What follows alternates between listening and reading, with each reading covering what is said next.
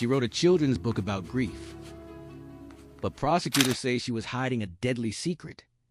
In March 2022, a father of 3, Eric Richins, was found unresponsive in his home in Utah. His wife reported that he had gone to bed after celebrating a new business deal and never woke up. At first, it looked like a tragic and sudden death, something that happens more often than people think. But what investigators discovered next would turn this case into one of the most shocking true crime stories in recent years. When toxicology results came back, everything changed.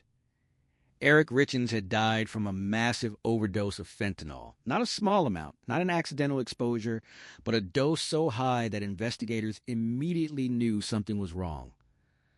Fentanyl is an extremely powerful synthetic opioid. Even tiny amounts can be deadly, but the level found in his system was far beyond what anyone would consider normal. And that's when suspicion began to grow.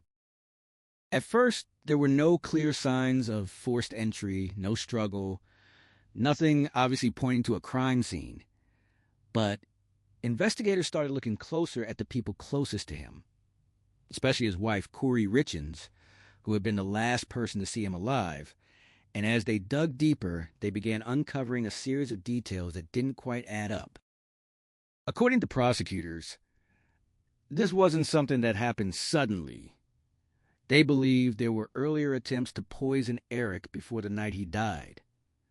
One of those alleged attempts reportedly took place on Valentine's Day, weeks before his death, when Eric became seriously ill after a meal.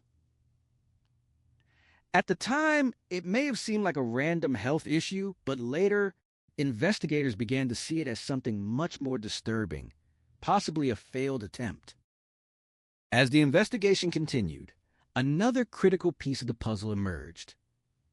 Prosecutors alleged that Kouri Richins had been trying to obtain fentanyl through secret contacts, messages, and digital evidence reportedly showed communication with individuals who could supply the drug, suggesting that this was planned, not random, not accidental. Then came the night that changed everything. Prosecutors claimed that she prepared a drink for her husband, a Moscow Mule. Something simple, something normal.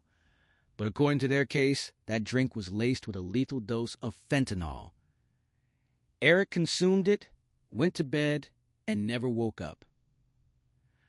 By the next morning, he was gone. But what truly shocked the public wasn't just the alleged crime. It was what happened after, instead of quietly grieving. Just months later, Kouri Richins published a children's book about dealing with grief, a story meant to help kids cope with losing a parent. She presented herself as a loving mother, trying to guide her children through an unimaginable loss. And to many people, it seemed like a story of strength and resilience. However, behind that public image, investigators were building a very different narrative, one that involved financial pressure, business struggles, and possible motives tied to money. Reports suggested that there were issues related to debt and real estate deals, and that Eric may have known more about the financial situation than others realized, raising questions about whether money played a role in what happened. As evidence continued to build, authorities moved forward.